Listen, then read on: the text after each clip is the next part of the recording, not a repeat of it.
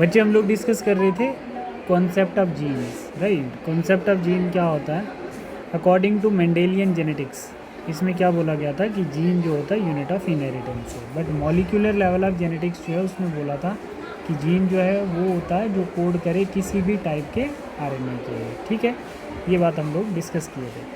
अब देखो, जैसे जीन जो है वो डिफरेंट टाइप्स ऑफ आरएनए को कोड करे, उसी को मॉलिक्यूलर लेवल ऑफ जेनेटिक्स में जीन्स कहते हैं। अब मानो जैसे ये हमारा डीएनए का स्ट्रैंड है, तो इस डीएनए के स्ट्रैंड के ऊपर क्या है? सिस्ट्रोन है, मतलब ये डिफरेंट डिफरेंट जीन्स हैं। इस डीएनए के स्ट्रैंड के ऊपर डिफरेंट डिफरेंट जीन्स हैं, ठीक है। अब ये different different genes different type के आरएनए को कोड कर रहे हैं, तो ये मॉलिक्यूलर लेवल ऑफ जेनेटिक्स होगी, ठीक है। What is cistron? देखो, सिस्ट्रोन क्या होता है? एक सेगमेंट है या जीन हो सकता है विच code for polynucleotide mRNA. Code for polynucleotide mRNA का मतलब हो गया बच्चे, जैसे एमआरएनए के ऊपर सीक्वेंस होता है न्यूक्लियोटाइड का, तो उसी को हम लोग क्या बोलते हैं? पॉलीन्यूक्लियोटाइड एमआरएनए कहते हैं, ठीक है बच्चे। देखो हम लोग यहाँ पे बोल रहे हैं कि सिस्ट्रोन कुछ नहीं है, जीन को ही हम लोग सिस्ट्रोन बोलते हैं, जो डिफरेंट टाइप के एमआरएनए को आगे क्या कर रहा है? ट्रांसक्राइब कर रहा है।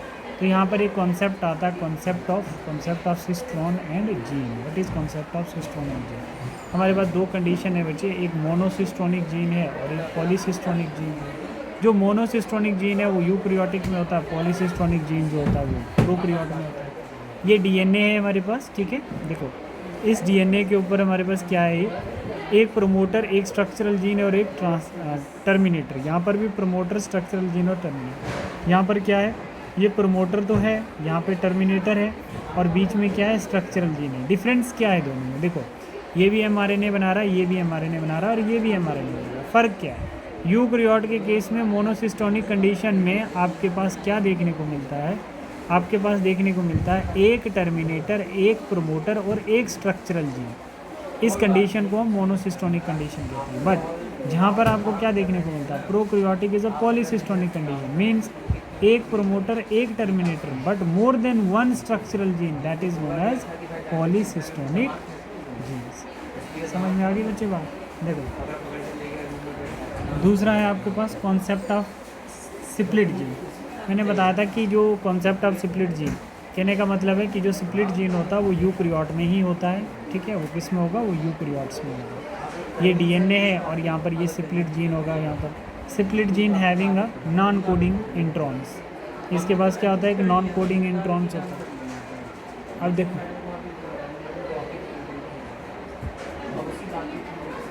देखो जैसे यहाँ पर क्या बच्चे? एचएनआरएनए है, need to modification to form mRNA. मतलब हमारे पास हमारा डीएनए कौन सा? मोनोसिस्टोनिक है हमारे अंदर, है ना। यूकैरियोटिक में मोनोसिस्टोनिक डीएनए। अब मोनोसिस्टोनिक डीएनए में डायरेक्ट एमआरएनए बन नहीं सकता, उसके लिए एचएनआरएनए बनेगा, पहले उसकी मॉडिफिकेशन होकर क्या बनेगा? एमआरएनए बनेगा। एचएनआरएनए बनाने की क्या ज़रूरत है? क्योंकि एचएनआरएनए के अंदर स्टेबिलिटी कम है, जो हमने लास्ट क्लास में डिस्कस किया, ठीक है। देखो, अब इसमें क्या करेगा? ये जो स्प्लिट जीन होगा ये एंट्रॉन को रिमूव कर देगा और एक्सॉन को कंबाइन कर देगा। तो स्प्लिट जीन क्या करता है? Which form hnRNA having intron and exon only occur in eukaryotes, ठीक है। कुछ क्वेश्चन आता है यहाँ पर। देखो, split genes are present in Nostoc, Anabaena, TMV या एल्विगो। एल्विगो क्या होती है? फंजाई होती है ना। तो फंजाई क्या है आपकी? यूकैरियोटिक है, ठीक है। Have 3 type of RNA polymerase, split gene, monocistronic और ओप्रोन एब्सेंट होते हैं इसमें, ठीक है बच्चे। देखो, अब आपने देखना concept of genetic code. Genetic code का मतलब है कि आप लोग इसमें कैसे डिस्कस करेंगे। देखो, जैसे आपके पास जनरली बच्चे जेनेटिक कोड क्या होता है? आप बोल सकते हो DNA replication and transcription depends upon complementary base pairing. Base pairing क्या होती है? ए के साथ टी का जुड़ना, जी के साथ सी का जुड़ना, ठीक है। मतलब हमारे पास क्या है? ये इजी होता है कंसेप्चुलाइज करना। कहने का मतलब ये जो डीएनए है आपका, इससे जब हमारे पास क्या बनता है? डीएनए से डबल स्टैंडर्ड डीएनए, मतलब 2 कॉपीज़ बनती हैं रेप्लिकेशन होके, और डीएनए से जब एमआरएनए बनता है ट्रांसक्रिप्शन होकर, तो ये इजी टू कंसेप्चुलाइज हो जाता है। कि कैसे होता है कंसेप्चुलाइज? क्योंकि हम लोग प्रिडिक्ट कर लेते हैं ना, क्योंकि जो कम्प्लीमेंट्री बेस पेयरिंग होती है, ए के साथ टी जुड़ेगा, जी के साथ सी जुड़ेगा। तो मतलब जब रेप्लिकेशन होती है डीएनए की और एमआरएनए बनता है डीएनए से, मींस ट्रांसक्रिप्शन होती है, तो हम इजी प्रिडिक्ट कर लेते हैं। This is a easy to conceptualize कि दूसरा जो नया स्ट्रैंड होगा उस पर क्या बेस पेयरिंग होगी, राइट। बट जब बात करते हैं हम लोग किसकी, mRNA से ट्रांसलेशन होकर प्रोटीन बनती है, तो वहाँ पर डिफ़िकल्ट हो जाता कंसेप्चुलाइज करना कि न्यूक्लियोटाइड से कौन सा अमाइनो एसिड कोड हुआ, ये थोड़ा सा डिफ़िकल्ट हो जाता है। मतलब समझ रहे हो, mRNA के स्ट्रैंड के ऊपर किसका सीक्वेंस है, न्यूक्लियोटाइड का, मतलब न्यूक्लियोटाइड प्रेजेंट है। अब न्यूक्लियोटाइड कौन सा है, किस अमाइनो एसिड को कोड कर रहा है, इसको कंसेप्चुलाइज करना थोड़ा सा मुश्किल है, समझ रहे हो। तो इसको कंसेप्चुलाइज करने के लिए कुछ कॉन्सेप्ट अराइज हुए, जिसको बोला गया है deciphering of genetic code. Deciphering of genetic code का मतलब होता है कि हम डेसिफरिंग ऑफ जेनेटिक कोड, जैसे फिनाइलएनिलीन है ना, PHE क्या है, PHE फिनाइलएनिलीन। फिनाइलएनिलीन जो होता है बेटा, ये पहला ऐसा डेसिफरिंग कोड है जो पता किया था कि हमारे न्यूक्लियोटाइड से पहला अमाइनो एसिड कौन सा कोड हुआ है, ठीक है। तो ये कौन सा, फिनाइलएनिलीन ही पहला कोड हुआ था, उसी को deciphering of genetic code. Deciphering of genetic code का मतलब क्या होगा, since mRNA have some nucleotide, how its nucleotide give chain of amino acid, है ना। mRNA से कोड करना है, वो कैसे पता चलेगा कि कौन से न्यूक्लियोटाइड ने किस अमाइनो एसिड को कोड किया है, that is a deciphering of genetic code. वो थोड़ा मुश्किल था, उसको स्टडी करने के लिए बहुत सारे डिफरेंट फील्ड के साइंटिस्ट इन्वॉल्व हो गए, biochemist, geneticist, organochemist, physicist, to study the deciphering of genetic code, right. सबसे पहला साइंटिस्ट था जिसको हम बोलते हैं George Gamow. He knows total amino acid कितने 20 और न्यूक्लियोटाइड कितने 4, ठीक है, जिनके ATGC कोड है, यही है, ये इतना गेम्बो जानता था। इसने क्या किया, एक न्यूक्लियोटाइड लिया और 4 इसने क्या लिए, 4 लिए इसने कोड, मल्टीप्लाई 1, मतलब एक लिया था ना न्यूक्लियोटाइड, तो 4 मल्टीप्लाई 1, तो कितने 4 कोड बने। टोटल 20 अमाइनो एसिड को कोड करने के लिए 4 सफिशिएंट नहीं है ना, तो वो इनसफिशिएंट हो गया। बोल रहा है अगर मैं 2 न्यूक्लियोटाइड लूँ, है ना, 2 न्यूक्लियोटाइड टुगेदर करूँ तो 4 की रेज़ पावर 2 कर देता हूँ, तो 16 कोड बने, बट अमाइनो एसिड हमारे 20 है, तो भी इनसफिशिएंट हो गया। तो कहने का मतलब है कि अगर वो बोल रहा है मैं 3 अमाइनो एसिड को कंबाइन करता हूँ, तो मेरे पास क्या बन जाएगा, 4 की रेज़ पावर 3 हो जाएगी, तो 64 कोड बन जाएंगे। यस, 64 कोड मतलब 20 अमाइनो एसिड कम्प्लीटली कोड हो गए, दैट इज़ अ सफिशिएंट। बात समझ रहे हो। तो इसीलिए इसको हम लोग क्या बोलते हैं, ट्रिपलेट कोड बोलते हैं। क्या बोलते हैं, ट्रिपलेट कोड। मतलब अमाइनो एसिड को कोड करने के लिए हमारे पास 3 न्यूक्लियोटाइड का एक सीक्वेंस होना चाहिए, ठीक। जैसे ये देखो mRNA है और इसके ऊपर AUG है, तो इसका मतलब ये ट्रिपलेट कोड है। This is all theoretical proof. ये क्या है, एक थ्योरेटिकल प्रूफ है। एक्सपेरिमेंटल प्रूफ देने के लिए ये मैंने आप लोगों को क्लास में नहीं बताया था बच्चों, ठीक है, क्योंकि एक्सपेरिमेंटल प्रूफ जो है, देख लीजिए यहाँ पे 3 साइंटिस्ट थे, HG खुराना, शिवरो ओकावा और नारायण बर्ग। मैंने बताया तो था बट इतना एलेबरेट नहीं किया था, ठीक है। ये 3 साइंटिस्ट जो हैं, इन्होंने बताया था कि RNA से प्रोटीन कैसे बनता है, मतलब किस न्यूक्लियोटाइड से कौन सा अमाइनो एसिड बनता है, राइट। तो इसमें सबसे ज़्यादा कंट्रीब्यूशन अगर आप देखो तो किसका है, नारायण बर्ग का है, ठीक है। देखो HG खुराना ने क्या किया था, इन्होंने दिया था कोपॉलीमर और homopolymer. What do you mean by copolymer. Copolymer का मतलब होता है कि सेम न्यूक्लियोटाइड रिपीट करे यू mRNA के ऊपर, और होमोपॉलीमर होता है सेम न्यूक्लियोटाइड का रिपीट करना, और कोपॉलीमर का मतलब होता है 2 बार AU, मतलब 2 न्यूक्लियोटाइड बार बार रिपीट हो रहे हैं, ठीक है, तो उसको हम लोग क्या बोलते हैं, कोपॉलीमर, ठीक है। देखो अच्छा, सिवेरियो ओकावा जो था, ये टेम्पलेट फ्री RNA सिंथेसिस किया था इसने, मतलब ऑन चॉइस, अपनी मर्जी से एक mRNA उसके ऊपर सीक्वेंस दिया AAAAAU अपनी मर्जी से दिया, और एक एंजाइम डिस्कवर किया पॉलीन्यूक्लियोटाइड फॉस्फोलिपेज। मतलब इसका क्या है, अभी कुछ भी नहीं समझ आ रहा है कि इसका क्या मतलब है। बट ये जो थर्ड था, इसने क्या किया, cell free synthesis of protein synthesis की एक मेथड दिया इसने बीकर यूज़ करके, और इसी ने क्या किया था, फर्स्ट डिसिफरिंग अमाइनो एसिड भी दिया था। देखो कैसे, देखो 3 साइंटिस्ट थे, देखना बच्चा, उसमें से सेवेरो ओकावा जो था, इसने एक बीकर लिया, है ना। तो बीकर में क्या किया बेटा, सेवेरो ओकावा ने एक बीकर लिया, उसने क्या सेल्फ सिंथेसाइज्ड mRNA उस बीकर में डाला, अपनी मर्ज़ी से उसके ऊपर क्या कोडिंग रखी, यू करके अपनी मर्ज़ी से कोडिंग रखी ये करके, ठीक है। तो अब ये जो यहाँ पर इसने देखा कि ये जो कोडिंग है बच्चे, तो ये कोडिंग किसी अमाइनो एसिड को कोड कर रही है, और वो कोडिंग है फिनाइलएनिलीन। तो मतलब इसीलिए फिनाइलएनिलीन जो होता है ये फर्स्ट डेसिफरिंग अमाइनो एसिड है, ठीक है। मतलब क्या किया था इन्होंने, अपनी मर्ज़ी से mRNA के ऊपर कोड किया। इन्होंने बोला कि हम रख लेते हैं यू यू यू ए, ठीक है। तो बोलते हैं कि क्या अमाइनो एसिड कोड कर, तो इस 3 यू ने मिलके क्या कर दिया था, फिनाइल एनालिन को कोड कर दिया था। तो मतलब यही बोला गया था कि पहली बार सेल्फ सिंथेसाइज्ड mRNA से जो अमाइनो एसिड बना है वो फिनाइल एनालिन है। वो एक्सपेरिमेंटली प्रूव है, इसीलिए उसको डिसिफरिंग ऑफ जेनेटिक कोड बोलते हैं। बोलो बच्चे, ये बात क्लियर है ना सबको? डन। अब silent feature of genetic code देखो, स्टार्ट कोडॉन, यूनिवर्सल कोडॉन और स्टॉप कोडॉन, ये 3 साइलेंट फीचर है।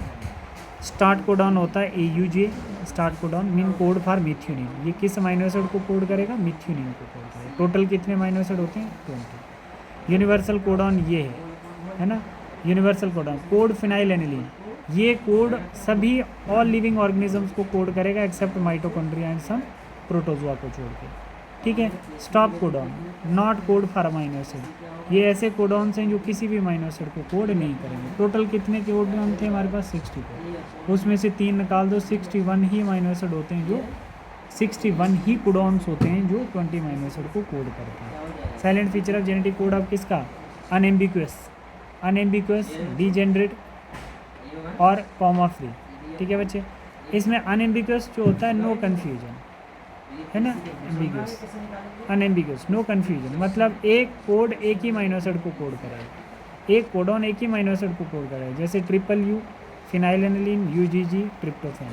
वेलिन को कभी नहीं करेगा क्योंकि one code for only one amino acid. जैसे डीजेनरेट क्या हो गया, अब हमें पता है बच्चे कि 61 कोडॉन्स हैं और 20 अमाइनो एसिड हैं, तो ऑब्वियस सी बात है कि कम से कम एक अमाइनो एसिड को कोड करने वाले ज़्यादा कोड हो सकते हैं, तो उसको बोलते हैं डिजेनरेसी कोड। जैसे ग्लाइसिन है हमारे पास, ये अमाइनो एसिड है और इसके कोडॉन देखो GGG, GGC, GGU, है ना। तो मतलब डिफरेंट कोड से एक अमाइनो एसिड कोड करना, उसको हम बोलते हैं डिजेनरेट, मतलब one amino acid code by more than one codons. Comma free without any punctuation read, जैसे AGCTGA, मतलब यहाँ पर ट्रिपलेट बनेगा तो वो क्या कर देगा, वो आगे प्रोटीन्स बना देगा, ठीक है, कॉमा फ्री होगा। एग्जाम्पल क्या याद रखनी है, AUG स्टार्ट कोडॉन मिथ्यूनिन, ये याद रखना स्टॉप कोडॉन। ये UGG याद रखना single codon for individual amino acid that is tryptophan. ये triple U phenyl alanine first decipher genetic code है, ठीक है। और ये याद रखना AAA, UUU, GGG, CCC, AUGC है ना, ये RNA का है। तो 3 बार लिखोगे तो लाइसिन बन जाएगा, फिनाइल एनालिन बन जाएगा, ग्लाइसिन बन जाएगा, प्रोलिन। सिलेबस में ये थोड़ा इंपॉर्टेंट है, एक ये और एक ये 2 याद रखने, फिनाइल एनालिन और ग्लाइसिन के। अब हम देखते हैं बच्चे म्यूटेशन एंड जेनेटिक कोड क्या होता है। देखो म्यूटेशन एंड जेनेटिक कोड, ये DNA आपके पास, ठीक है। देखो ये DNA, अगर हम क्या करते हैं बेटा, अगर हम लोग क्या करते हैं यहाँ पे, ये हमारा ट्रिपलेट है, ये 3 है, ये 3 है, ये 3 है, ये 3 है, ये 3 है। तो हम लोग बोल रहे हैं बेटा कि number of open reading frame जो है हमारे पास कितने होते हैं, number of open reading frame जो है हमारे पास कितने होते हैं, 4 होते हैं। देखो कैसे, यहाँ से ध्यान देना बच्चे, बोल रहा है कि हमारे पास जो म्यूटेशन है जेनेटिक कोड में वो कैसे होती है। देखो सबसे पहले आपको पता होना चाहिए कि हमारे पास number of open reading frame कितने होते हैं। ये तो आपको ट्रिपलेट कोड बहुत अच्छे से पता है, इसको हम लोग ट्रिपलेट कोड बोलते हैं। ये ट्रिपलेट कोड आ गया है ना, ये न्यूक्लियोटाइड का सीक्वेंस है mRNA के ऊपर, राइट। तो हमारे पास जो number of open reading frame होते हैं वो कितने होते हैं, 3 होते हैं। कैसे, देखो जैसे हमारे पास GCA आ गया, एक ही आ गया। दूसरा क्या हो सकता है, CAU हो सकता है, ये आ गया जैसे। फिर क्या हो सकता है बच्चे, AUG हो सकता है, AUG हो सकता है, समझ रहे हो। मतलब नंबर ऑफ़ रीडिंग फ्रेम कितने हैं, 3 हैं। मतलब GCA एक आ गया, फिर CAU दूसरा आ गया, फिर AUG तीसरा आ गया। ये नंबर ऑफ़ रीडिंग फ्रेम्स है, मतलब कितने हैं, 3 ही हैं। तो 3 से क्या बन जाता है, एक हमारा ट्रिपलेट कोडॉन बन जाता है। आगे देखो फिर इसका कैसे हो सकता है, जैसे UGC ये आ गया है ना, ये अलग कोड हो गया। तो ओपन फ्रेमिंग कोड कितने बने, अब इसके भी कितने बनेंगे, 3 बन जाएंगे। कैसे, UGC है ना, फिर GUG, फिर बन जाएगा UGG। तो मतलब आप बोल सकते हो ना बच्चे, क्या बोल सकते हो कि हमारे पास number of open reading frame कितने होते हैं, 3 ही होते हैं। समझ में आई, जिसको हम ट्रिपलेट कोड बोलते हैं, राइट बेटा। ये बात समझ में आ गई आपको। देखो हम लोग यहाँ पर ये चीज़ समझ रहे हैं टाइप्स ऑफ म्यूटेशन क्या होती है डीएनए के अंदर? म्यूटेशन एक सब्स्टिट्यूशन होती है और एक डिलीशन या एडिशन होती है, वो भी डीएनए पे ही होगी। कैसे? देखो, जैसे ये एमआरएनए का स्ट्रैंड है, अगर हम लोग क्या करते हैं, एक अमाइनो एसिड को चेंज करते हैं, जैसे यहाँ पर जी और सी को मैंने निकाल दिया, ठीक है, तो क्या हो जाएगा बच्चे? ग्लूटामिक एसिड की जगह वैलिन रिप्लेस हो जाएगा, है ना। तो ये क्या होता है? Sickle cell anaemia. Sickle cell anaemia वाली डिजीज़ हो जाएगी सब्स्टिट्यूशन से। अगर हम किसी एक अमाइनो एसिड को चेंज करते हैं तो सिकल सेल एनीमिया, उसको हम लोग क्या बोलते हैं? सब्स्टिट्यूशन, पॉइंट म्यूटेशन की सब्स्टिट्यूशन आ जाएगी। बट डिलीशन और एडिशन का मतलब होता है कंप्लीट फ्रेम शिफ्ट म्यूटेशन। देखो, अगर मैं यहाँ पर क्या कर रहा हूँ, जी के सामने क्या है? सी, तो इसको कंप्लीट में क्या कर देता हूँ? चेंज कर देता हूँ, तो पूरी फ्रेम में म्यूटेशन आ जाएगी। जैसे देखो, एडिशन करो या डिलीट कर दो, यहाँ पे मैंने क्या कर दिया, यहाँ पे जी की जगह सी कर दिया, है ना। तो जैसे कंप्लीट फ्रेम म्यूटेशन में क्या हो जाएगा? Ram has red cap. Ram has red cap का मतलब होता है कि राम हैज़ रेड की जगह मैंने ये आर डिलीट कर दिया ना, तो अब क्या हो जाएगा? राम हैज़, इसके आगे का पूरा चेंज हो जाएगा। अब आर निकल गया तो मैंने क्या कर दिया? ईडीसी कर दिया, ये बना दिया, ईडीसी बना दिया, ठीक है। तो फिर आगे वाला एपी, आगे कोई और जुड़ा देंगे सी, तो मतलब कंप्लीट फ्रेम चेंज हो जाती है। बात समझ रहे हो बच्चे? फ्रेम शिफ्ट म्यूटेशन मतलब जब हम डिलीट करते हैं, डिलीट करें या ऐड करें, पूरा उसका रीडिंग सीक्वेंस ही चेंज हो जाता है, ठीक है बच्चे। जैसे राम हैज़ DCA, आगे पढ़ते जाओ ना, राम हैज़, तो देखो DCA आ गया, अब DCA आ गया, ठीक है। पूरा हमने आर को रिमूव किया था ना, आर को रिमूव किया था, फिर हमने ई को रिमूव कर दिया, फिर हमने डी को रिमूव कर दिया, तो पूरा मतलब जब आप कंप्लीट सेट को चेंज करते हो, GC हो या AT हो, उससे पूरी फ्रेम शिफ्ट म्यूटेशन आ जाती है, ठीक है। तो फ्रेम शिफ्ट म्यूटेशन कब आएगी? जब आप लोग किसी mRNA स्ट्रैंड के ऊपर नाइट्रोजीनियस बेस पेयरिंग को डिलीट करोगे या तो ऐड करोगे, ठीक है बेटा। अगर ऐड करते हो तो भी रीडिंग फ्रेम चेंज हो जाता है, या डिलीट करोगे तो भी रीडिंग फ्रेम चेंज हो जाता है, ठीक है, क्योंकि वो फिर आगे वाले के साथ बनाएगा ना। जैसे हम बोल रहे हैं राम, जैसे हम लोग यहाँ पे बोलेंगे, जैसे राम हैज़, ठीक है, ये सीक्वेंस मान के चलो mRNA के ऊपर है, ठीक है। तो मानो यहाँ पे मैं इसको डिलीट कर दे रहा हूँ, पहले ये 3 का बन रहा था, ये 3 का बन रहा था, तो ये आगे किसी प्रोटीन को कोड कर रहा है, तो अब क्या हो गया? मानो मैं M को हटा दे रहा हूँ, तो अब क्या कोड बनेगा? मतलब कॉमा लेस होता है ना, तो अब कोड बनेगा RH, तो ये अलग प्रोटीन को कोड करेगा ना, ठीक है। तो ये होता है फ्रेम शिफ्ट म्यूटेशन, मतलब पूरी फ्रेम आगे तक चेंज हो जाएगी जब हम डिलीट करें या ऐड करें किसी बेस पेयर को, ठीक है। डिलीशन और एडिशन, ठीक है, अगर हम लोग सेम टाइम में डिलीट कर दें, सेम टाइम में ऐड कर दें, तो वो फ्रेम क्या रहेगी? वो सेम रहेगी। अगर AT को निकाल दें हम लोग, है ना, और GC को ऐड कर दें, चेंज तो होगा, बट अगर सेम को निकालेंगे, सेम को डालेंगे तो कोई दिक्कत नहीं है, फ्रेम सेम रहेगा। बट अगर हम थोड़ा चेंज कर देते हैं बेस पेयरिंग में, तो फ्रेम शिफ्ट म्यूटेशन हो जाएगा, ठीक है बच्चे। तो ये आपकी कंप्लीट जो थी जेनेटिक कोड, सभी बच्चे अच्छे से रिवाइज करें इसको। Thank you.